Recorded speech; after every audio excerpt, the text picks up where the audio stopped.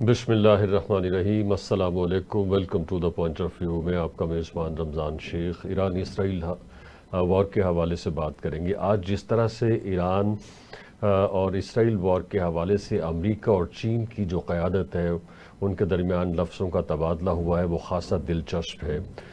उसी से हम कुछ विदड्रॉ करने की कोशिश करेंगे कि ये जंग जो है ये किस तरफ जाती दिखाई देती है। ट्रंप ने कहा कि जी हम मज़ीद हमले करेंगे और 2 दिन के अंदर फैसला हो जाएगा कि हालात किस रुख पे जो है वो जाएंगे, जबकि चीन ने इस हवाले से कहा कि जी आप लोग जल्दी के ऊपर तेल का काम ना करें, जिस तरह से आप सोच रहे हैं इस जंग का जो दायरा कार है वो वसी हो सकता है।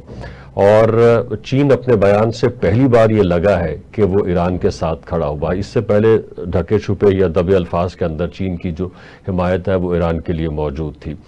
आज जो चीन की तरफ से जो दीगर बातें की गई उसमें ये सब बताया गया कि किस तरह से पूरी तारीख़ के अंदर, इंसानी तारीख़ के अंदर मुख्तलिफ जो हुकूमतें हैं वो कायम रहीं, और मुख्तलिफ हुकूमतों के हवाले से उन्होंने कहा कि जी उस वक्त ये सोचा जाता था कि शायद इनका सूरज गुरूब ही नहीं होगा। और फिर अमेरिका को इशारा करके ये बताया कि आप जिस नहज पे चल रहे हैं या जो खेल खेल रहे हैं ये ज़्यादा देर तक चलने वाला नहीं है।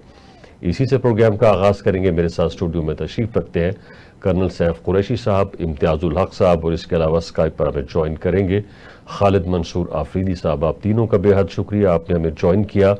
सैफ साहब, आपसे पहला सवाल कि ये जो गुफ्तगू हुई है, ये जो अल्फाज का तबादला हुआ है चीन और अमेरिका के बीच में, क्या लगता है जंग जो है वो 2 दिनों में सिमटती नज़र आ रही है या इसका दायरा कार जो है वो फैलता नज़र आ रहा है? जी, बिस्मिल्लाहिर्रहमानिर्रहीम। जनाब साहब, मैं समझता हूँ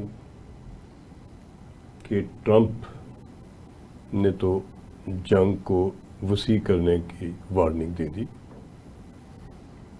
और उसने मजबूर किया चाइना की एग्जीक्यूटिव बॉडी को और प्रेसिडेंट शीपिंग को कि वो जवाब दे। नॉर्मली चाइना दीगर मुल्कों के मामलात में नहीं मुदाखलत करता, मगर मेरा ख्याल है कि वो ये गेम समझा है कि पहले पाकिस्तान को एंगेज किया गया और उसके बाद अभी ईरान की तरफ ये सोची समझी कई दहाइयों की प्लानिंग वार गेमिंग के बाद ये मामलात हो रहे हैं। ये कोई मामूली बात नहीं है जी।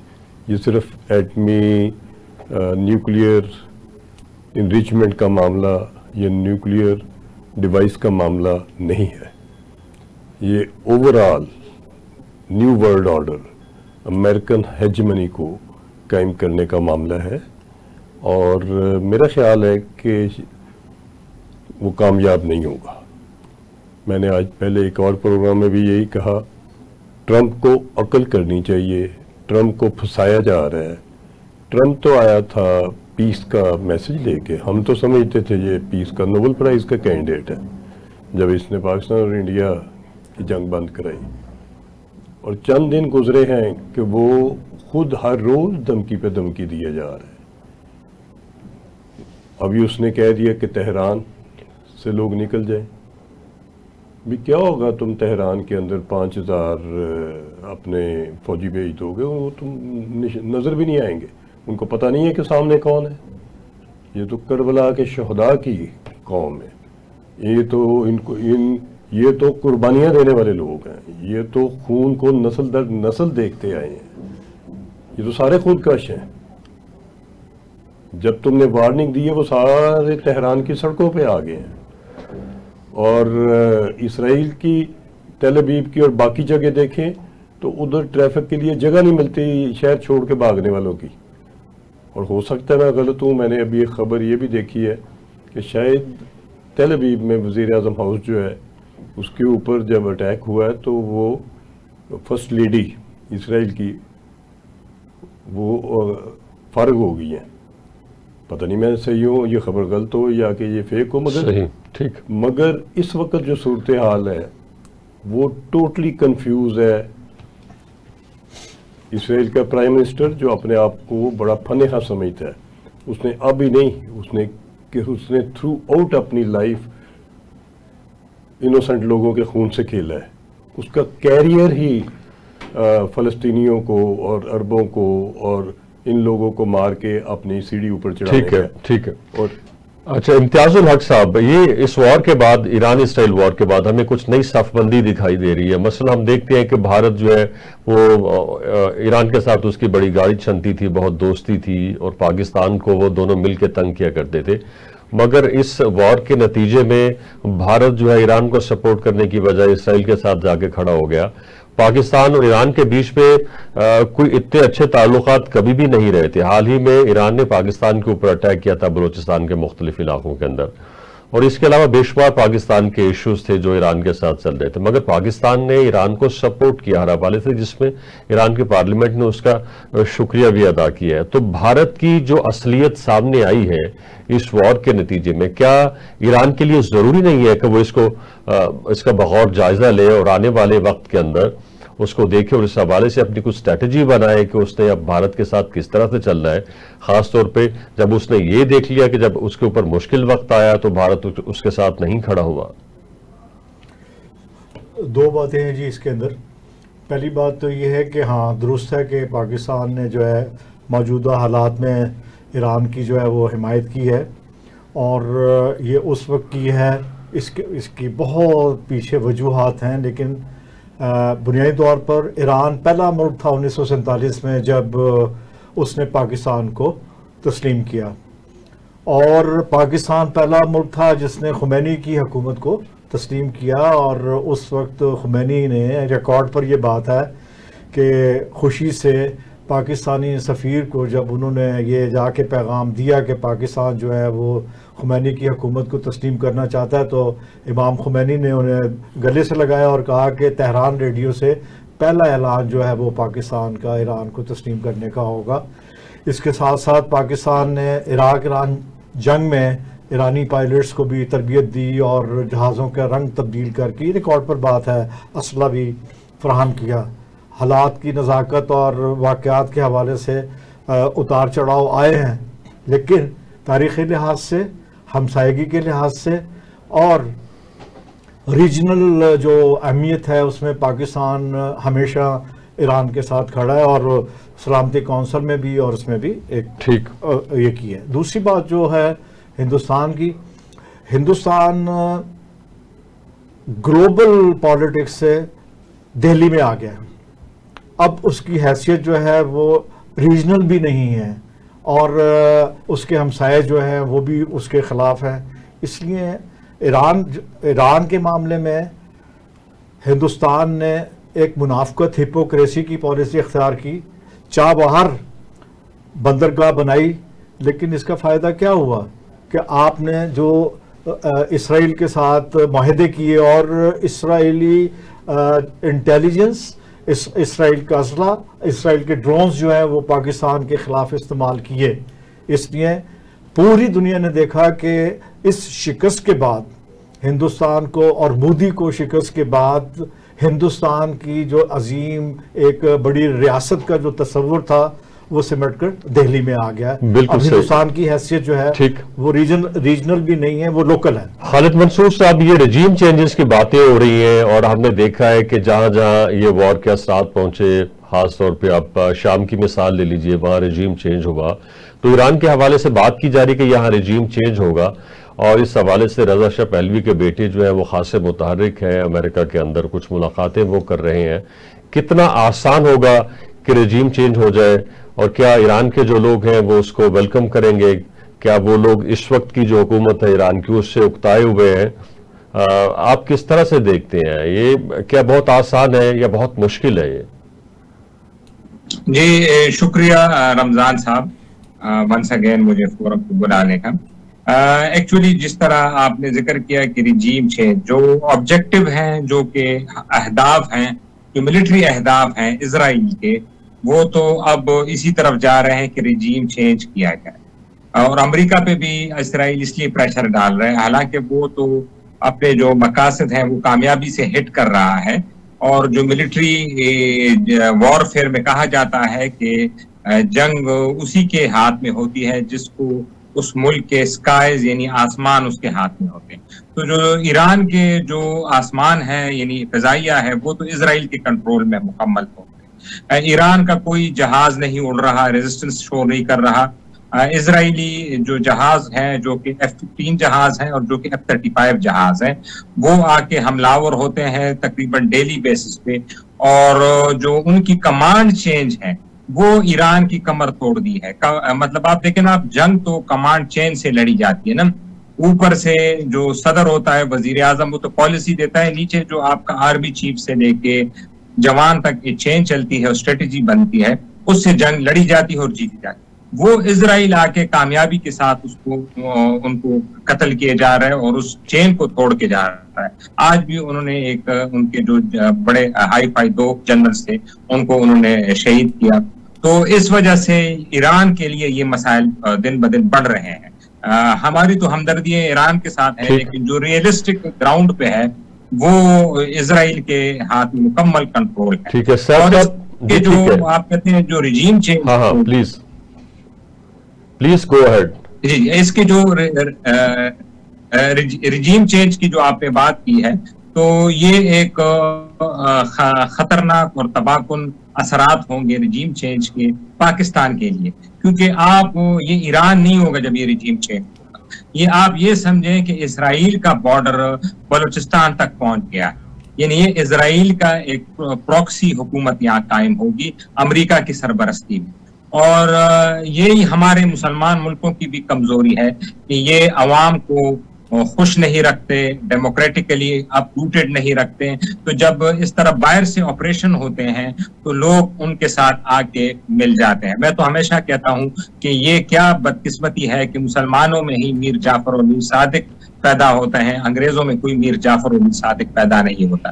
تو یہی ایشوز ہوتے ہیں. اگر یہ وقت پہ ڈیموکریسی رن کرتے ایران میں, لوگوں کو حقوق دیتے, اتنی سختیاں نہ کرتے, تو ہو سکتا ہے حالات ڈفرنٹ ہوتے ہیں. جتنے بھی رجیم چینج ہوئے, آپ عراق دیکھ لیں, صدام حسین کا تو اپنے ہی لوگ آئے, انہوں نے کیا. افغانستان میں جب طالبان پہ امریکہ حملہ ہوا تو ناردرن الائنس ساری مل کے ان کو ختم کیا. تو رجیم چینج تو ہو سکے گی, لیکن پھر رجیم چینج کو سسٹین کرنا وہ کتنا پائیدار ہے وہ تو مستقبل میں بتائے گا. افغانستان میں ہم نے دیکھ لیا, صاحب یہ تو بہت مشکل ہو جائے گی اس خطے کے لیے اگر خدا نہ خواستہ رجیم چینج ہو جاتا ہے. پاکستان کے پڑوس میں آ کے بیٹھ جائے گا اسرائیل, اور اسرائیل کا یہاں پہ بیٹھنا گویا ایسا ہی ہے جیسے امریکہ آ کے بیٹھ کے ہے, اگرچہ امریکہ پہلے ہی یہاں افغانستان کی شکل میں بیٹھا ہوا ہے. رمضان صاحب, میں سمجھتا ہوں یہ کسی دیوانے کا خواب ہے. رجیم چینج جو امریکہ پریکٹس کرتا رہا ہے وہ ادھر کرتا رہا ہے جس میں وہ لوگوں کے اوپر $1 بلین خرچ کر کے ادھر موومنٹ شروع کرواتا ہے گورنمنٹ کے خلاف. گورنمنٹ کو رفٹ میں ڈیوائیڈ کرتا ہے, ان کی اکانومی کمزور کرتا ہے, ان کی ڈیفنس فورسز کو ٹارگٹ کرتا ہے. یہ پورا ایک آپریشن ہم دیکھ رہے ہیں جس کو پچھلی دہائی میں مختلف مسلمان ملکوں میں آزمایا گیا. ایران میں رجیم چینج نہیں ہوگا, یہ بات لکھ لیجئے, اس لیے کہ یہ ایڈیولوجیکل ہے. وہ لوگ ایڈیولوجیکلی اپنی گورنمنٹ کے ساتھ, بعض سڑکوں کے اوپر کوئی شہر ایسا نہیں جس جگہ کے اوپر وہ گورنمنٹ کو سپورٹ کرنے کے لیے باہر نہ نکلے ہوں.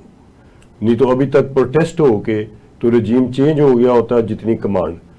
اور دوسرا یہ بھی میں بتاؤں, یہ میں اس لیے کہتا ہوں دیوانے کا خواب ہے. کسی جگہ کسی ملک میں جب جنگ لگ جائے تو دشمن کی ڈیمانڈ پہ یا دشمن کے منصوبوں پہ عمل نہیں ہوتا.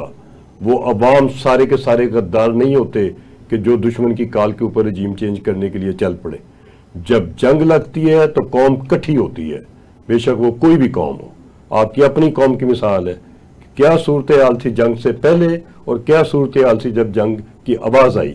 اس لیے میں نہیں سمجھتا کہ رجیم چینج کا, یہ آپ کو بڑی جلدی ان کی غلط فہمی دور ہو جائے گی رجیم چینج کرنے کی. صحیح. اگر اس کے علاوہ رہ گی بات, اگر سمجھتا ہے ٹرمپ کہ وہ کوئی فورسز بھیج کے گراؤنڈ آپریشن کرنے کی خواہش رکھتا ہے, تو میں نہیں سمجھتا وہ گراؤنڈ آپریشن 5,000 یا 5 لاکھ بندوں سے بھی کامیاب ہو. اس لیے کہ ایران کی ڈیفنس کیپیبلٹی بڑی سپیریئر ہے. لوگوں کا خیال ہے شاید کہ ایران گر گیا, اسرائیل سپیریئر ہو گیا, ماں سوائے ایئر فورس کے اور ایئر فورس کا بھی پیسج یہی میر جعفر اور میر صادق نے کریٹ کر کے دیا اس کو، سیریا سے، عراق سے، جارڈن سے، وہ پوری ایک لین بنی ہے جس میں وہ آتے ہیں اور خیر خیریت سے واپس چلے جاتے ہیں. یہ لین زیادہ دیر نہیں چلے گی. یہ جتنی شروع میں اس کو فیسلٹیز مل رہی ہیں، یہ اس نے کمانڈ کو ختم کیا ہے. اور یہ بھی میں عرض کر دوں کہ یہ سویلین کے لیے شاید لگتا ہو کہ کمانڈ اوپر کی فارغ ہو گئی ہے تو کام ختم ہو گیا ہے. کمانڈ آرگنائزیشنز ہوتی ہیں اور کمانڈ فیلڈ کمانڈر جنگ لڑتے ہیں. وہ فیلڈ کمانڈر لیفٹیننٹ کرنل ہوتے ہیں، وہ جنرل نہیں ہوتے. جنرل پلاننگ کرتے ہیں، وار گیمنگ کرتے ہیں، اور وہ وار گیمنگ نیچے پریکٹس ہو کے پہنچ چکی ہوتی ہے جوان تک، آخری جوان تک، آخری گولی تک جنگ لڑی جاتی ہے. یہ نہیں ہوتا کہ اوپر والے 10 بندے مارے جائیں تو پھر فوجیں بنتی کس لیے ہیں. بالکل صحیح. امتیاز الحق صاحب، دیکھتے ہیں کہ یہ جو تھوڑی سی وار ہوئی ہے چند دن کی، اس کے اندر ایران کی کچھ ویکنیسز سامنے آئی ہیں. ایک انٹیلیجنس کی ناکامی ہے کہ اس کے اپنے جو مختلف فورسز کے جو ہیڈز ہیں ان کو اڑایا جا رہا ہے، اور اس کے علاوہ ان کی اپنی ایئر فورس موجود نہیں ہے. ملک کے اندر انہیں تھوڑا ڈیموکریٹک سیٹ اپ بھی لے کے آنا چاہیے، تھوڑا آزادیاں ہونی چاہیے. تو یہ ویکنیسز تو ہیں جن کے اوپر ایران کو کام کرنا ہے. ہاں جی، یہ تو بہت واضح طور پر آیا کہ اس میں جو اسرائیل اور سی آئی اور امریکنز نے جس طریقے سے پلان کیا کہ پہلے اپنے دشمن کو اندر سے جو ہے وہ ختم کرو. ابھی ایرانی حکام نے جو ہے وہ پکڑا ہے ایک بندے کو، اس کو پھانسی بھی دے دی ہے، لیکن پاسداران انقلاب کے جو چیف سیکیورٹی کمانڈر تھے وہ بھی ان سے موساد سے ملے ہوئے تھے، اور یہ انہی کی انفارمیشن پر جو ہے ہائر جو براس ہے اس کو ختم کیا گیا ہے. یہ تو اب ایرانیوں کو بھی سمجھ آ گئی کہ جو زمانے سے نہیں سیکھتا زمانہ اسے سکھا دیتا ہے. اس طرف توجہ نہیں گئی ایرانیوں کی، اور اب ان کے سامنے یہ، اور دنیا کے سامنے یہ طریقہ بھی بدل گیا اب جنگ کا. اب پہلے زمینی جنگ تھی، اب یہ ہوائی جنگ ہو گئی، اور ہوائی جنگ سے اسی جنگ کے اندر ایران نے جس طریقے سے اپنے میزائل سسٹم کو لانچ کیا ہے، اور وہاں کے جو ایروڈروم اور اس کو ایک ناکارہ کیا ہے، ناکارہ تو ہم نہیں کہہ سکتے لیکن جس مس گائیڈ کیا ہے اور جا کے وہ لگے ہیں، اس سے ٹرمپ جو ہے اپنا دورہ مختصر کر کے آ گئے کہ وہ جو ایک لوہے کی دیوار تھی اسرائیل ناقابل تسخیر، اس کے ہر شہر کے اندر انہی ٹھکانوں پر وہ میزائل لگ رہے ہیں، اور وہ اس سائبر سسٹم کے ساتھ جو ابھی فی الحال چین کی طرف سے نہیں آیا، وہ سسٹم جو ہے پاکستان نے استعمال کیا انڈیا کے خلاف، مودی کے خلاف، اور وہ دنیا میں اس کو سکڑ کر وہ دہلی میں پہنچا دیا اس کو. اسی طرح ایرانیوں نے جو ہے وہ ایک بہتر طریقے سے سائبر ٹیکنالوجی کو جو ہے استعمال کیا، لیکن وہ یہ بھول گئے کہ ان کے اپنے اندر جو ہے، یہ آپ نے درست کہا، اور یہ بات ختم بھی ہوگی. اور اب جنگ کا طریقہ بدل گیا ہے، اب سائبر جنگ ہوگی. اس سائبر جنگ کے اندر جو ہے جو بھی طاقتور ہوگا، زیادہ اچھا مظاہرہ کرے گا، اس کی کامیابی کی زیادہ چانسز ہے. بریک، اور اس کے بعد ڈسکشن کو یہیں سے ریزوم کریں گے ہمارے ساتھ. جی ویلکم بیک. خالد منصور آفریدی صاحب، ہم دیکھتے ہیں کہ ویسٹ جو ہے، مغرب جو ہے، ہر اس اسلامی ملک کے خلاف ہے جو ہتھیار بنانا چاہتا ہے، ہتھیار رکھنا چاہتا ہے اپنی حفاظت کے لیے. کیونکہ جس طرح کے حالات ہیں، کچھ ملک ایسے ہیں جو چھوٹے ملکوں کے اوپر چڑھائی کرتے رہتے ہیں، تو اپنی پروٹیکشن کے لیے، اپنے دفاع کے لیے چھوٹے موٹے ہتھیار بنانا ہر ملک کا حق ہے. ہمیں تو یوں لگتا ہے، مگر ہم دیکھتے ہیں کہ ہمارے ہی کچھ اسلامی ملک جو ہے وہ ایران کے ساتھ نہیں کھڑے ہیں. کچھ جو ہے انہوں نے اپنی فضائی حدود دی ہوئی ہیں اسرائیل کو کہ جہاں سے آپ لوگ جہاز گزار سکتے ہیں، ایران کے اوپر اٹیک کر سکتے ہیں. کتنا اہم ہے کہ سارے ملک ایران کے ساتھ کھڑے ہوں. اگر وہ نہیں کھڑے ہوتے تو ان کی مشکلات کیا ہیں؟ کیا امریکہ ان کا ناطقہ بند کر دے گا، ان کے لیے مشکلات کھڑی کر دے گا؟ کیا ہے، کیوں ایران کے ساتھ نہیں کھڑے ہو رہے؟ کیونکہ اگر وہ ایران کے ساتھ نہیں کھڑے ہوتے تو یہی وقت کل کو ان کے اوپر بن پائے گا، آ جائے گا. اور اگر ایران جو ہے اس سے نکل جاتا ہے کامیابی کے ساتھ، تو ایران ان کے لیے بھی ایک طرح سے ایک ایگزامپل ہوگا کہ وہ بھی اس طرح کی ریسٹرینٹ دکھا کے، ہمت دکھا کے اپنے لیے کوئی الگ راستہ بنا سکتے ہیں. एक्चुअली सर हमारी जो मुस्लिम उम्मा है या मुस्लिम कौम है वो अभी तक हम हेलुसिनेशन से लिखने नहीं।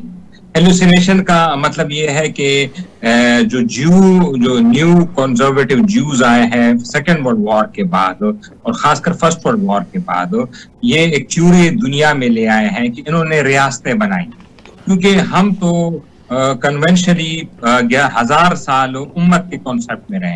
यानी हमारा एक खलीफा हुआ करता था और सारा मुसलमान अफ्रीका से लेके साउथ एशिया तक उसके अंडर होता था, और जो छोटे छोटे बादशाहें होती थी उनके यहाँ वो बादशाहतें चलती थी और ये निजाम करता था। अब क्योंकि इन्होंने एक बड़ी वेस्ट ने कामयाबी के साथ रियासतें बनाई, और बदकिस्मती की बात है जब ये रियासतें भी बनी है तो ये कोई बड़ी स्ट्रगल की वजह से नहीं बनी है, ये एक आध 2 3 4 5 10 साल की पॉलिटिक्स स्ट्रगल हुई है, ना कोई जान से गया है ना कोई कुर्बानी दी है, और बस अंग्रेजों ने प्लेट पे दे के रियासतें बना दी।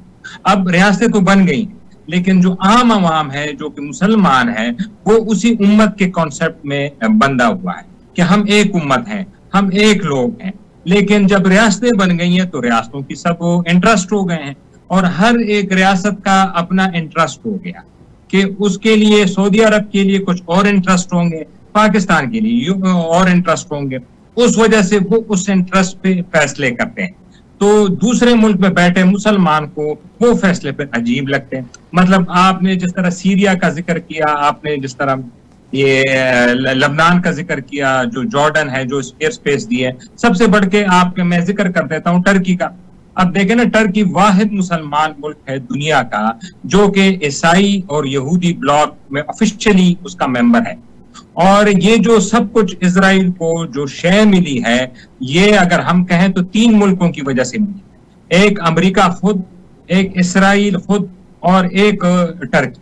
वो कैसे मिली है? वो ऐसे मिली है कि सीरिया में जो बशार अल असद की हुकूमत थी उसका दड़न तख्ता इन तीनों मुल्कों ने मिलकर किया वहां, उसमें टर्की के भी मफादात थे और इन दोनों के है ही थे। बशार अल असद को उन्होंने फारिग किया, जैसे ही बशार अल असद फारिग हो गया वहां से तो जो असलहा ईरान का बशार अल असद के थ्रू हिजबुल्लाह को पहुंचता था और हमास को, वो बंद हो गया, और जैसे ही वो बंद हो गया तो इजराइल को आपने एक फ्री कारपेट दे दिया मिडिल ईस्ट। अब देखें ना, ये तो सोचने की बात है कि इसी इजराइल ने गुज़श्ता 40 साल ईरान पे हमला नहीं किया और अभी हमला कर रहे, क्योंकि उसको अंदाजा हो गया कि बशार अल असद को हुकूमत से बाहर निकाल के हमने ईरान की कमर तोड़ दी, क्योंकि ये जो हिजबुल्लाह वाले थे इनका असलहा डंप सीरिया में होता था और वहां से स्मगल्ड होके लबनान आता था और फिर लबनान से ही हमलावर होते थे, और हमास का भी असलहा है ऐसे। तो आप देखिए टर्की की मैंने आपको अपनी खुद मिसाल दी, अब वो मुसलमान हो के वो ईसाई और जो यहूदी ब्लॉक है उसका हिस्सा बना हुआ है, वो हर वो इकदाम कर रहा है जिससे मुसलमानों को नुकसान पहुंच रहा है। अब नेटो ही के थ्रू इराक पे हमला हुआ था, नेटो ही अफगानिस्तान पे हमला हुआ था, और नेटो ही कदाफी को तख्ता दड़न। ठीक है, तो इसी तरह आप फिर गल्फ की जो रियासतें हैं जो अरब ममालिक हैं उनको देख लें, उनके अपने मकासद हैं।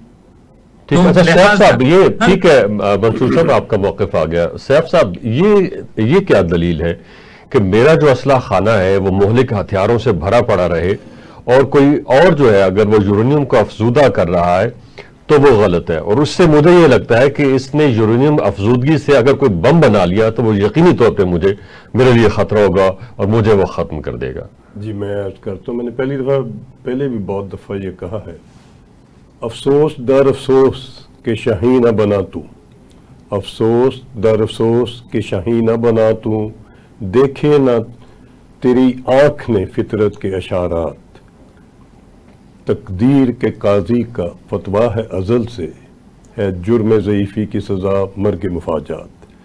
मुसलमान मुल्क कमज़ोर, टेक्नोलॉजी से बेबहरा, एजुकेशन से बेबहरा और हर चीज़ के लिए मोहताज वेस्ट के। जब आप कमज़ोर होंगे तो फिर आपकी कौन इज्जत करेगा?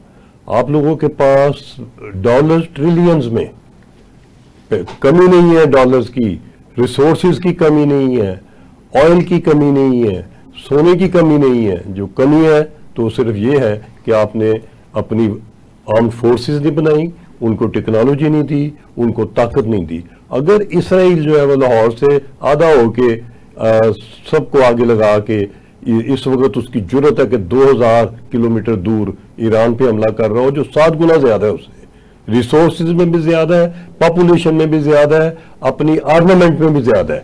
تو صورتحال تو ہم خود گربان میں منہ ڈالنے والی بات ہے. یہ ہم نے بدماش پیدا کیے, پھر ہم نے ان سے سیکیورٹی لینے چلے گئے. وہ کہتا ہے میں آپ کو سیکیورٹی دیتا ہوں, مجھے 1 ٹریلین کی ڈیل دو. حد ہو گئی ہے, کیا سیکیورٹی ہے؟ وہ ادھر آپ کے 4 جہاز کھڑے کر دیے, ڈیرا اڈا بنا دیے.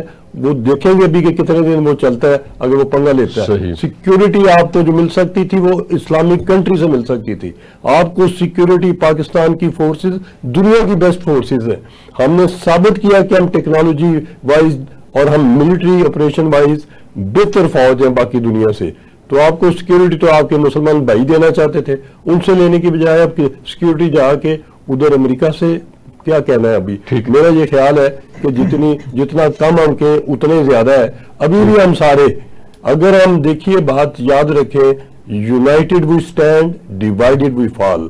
ابھی بھی کھڑے ہو جائیں مسلم کنٹریز, حکمران احساس کریں اور یہ ڈرنا بند کر دیں, رجیم چینج بند کر دیں. اللہ کو منظور ہے, اگر آپ نے رہنا ہیڈ آف اسٹیٹ تو رہیں گے, نہیں رہیں گے تو پھر کیا ہوگا. ٹھیک. اچھا امتیاز الحق صاحب, ہم دیکھتے ہیں کہ جو اسرائیل ہے اس کے اہداف بڑھتے جا رہے ہیں. پہلے آپ نے دیکھا جی شام, اس کے بعد لیبنان, اور پھر اس کے اندر کچھ ذیلی تنظیمیں, اور اس کے بعد فلسطین, اب ایران. تو کیا ایران اس کی آخری منزل ہے یا اس کے بعد بھی اس کا کوئی اور ہدف ہو سکتا ہے؟ اس میں ایک بات تو یہ ہے کہ ایران جو ہے شاید آخری ہدف نہیں ہے, کیونکہ ابھی تک ایران تک آنے کے لیے انہوں نے پہلے جو ہے آج سے 20 سال پہلے کی پلاننگ کی. لبنان, اس سے پہلے جو ہے عراق, اس سے پہلے جو ہے لیبیا اور شام, حماس اور حزب اللہ. اب وہ ایران کی طرف آئے ہیں. تو ابھی جس طرح گفتگو ہوئی, چین کا بہت واضح موقف آ گیا کہ آزاد ریاستوں کو, خود مختار ریاستوں کو ایک اقوام متحدہ کے قوانین کے تحت بھی آپ اس طریقے سے جارحیت نہیں کر سکتے جس طریقے سے اسرائیل نے ایران کے خلاف کی ہے. یہ ایران کے خلاف جارحیت نہیں ہے, یہ روس کے خلاف ہے, یہ چین کے خلاف ہے. یہ ریجن کے اندر اور مڈل ایسٹ اور دنیا کے عوام کی خوشحالی کی جنگ ہے یہ, اور اس میں وسائل پر قبضے کی یہ جو جنگ ہے, یہ شاید انڈیا میں جو ہے تجربہ ہوا. انڈیا کے بعد اب جو تجربہ اسرائیل جو ہے وہ ایران میں کرنا چاہ رہا ہے, تو یہ میرے خیال میں, میری ذاتی رائے ہے کہ یہ آخری حد ہے. اس کے بعد جو ہے ایک نیا نظام مرج ہونے جا رہا ہے. جنگی لحاظ سے سائبر جنگ ہوگی, اور تجارتی لحاظ سے جو ہے ایک بلاک, ایران, چین, روس, اس میں ترکی, اس میں جو ہے پاکستان, اس میں بنگلہ دیش, سری لنکا, ایشیائی ممالک کے ساتھ افریقی ممالک, سینٹرل ایشین اسٹیٹس جو ہے.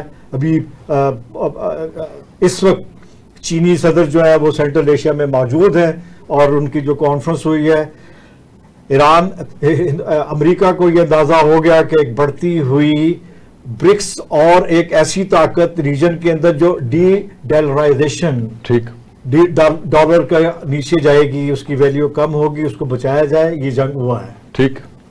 اس کے ساتھ ہی پروگرام کا وقت ختم ہوا. چاہتا ہے آپ تینوں کا بے حد شکریہ, آپ نے ہمیں جوائن کیا. یہ تھا ہمارا پوائنٹ آف ویو. اپنے پوائنٹ آف ویو سے آگاہ کرنے کے لیے وزٹ کیجیے ہماری ویب سائٹ tvtoday.com.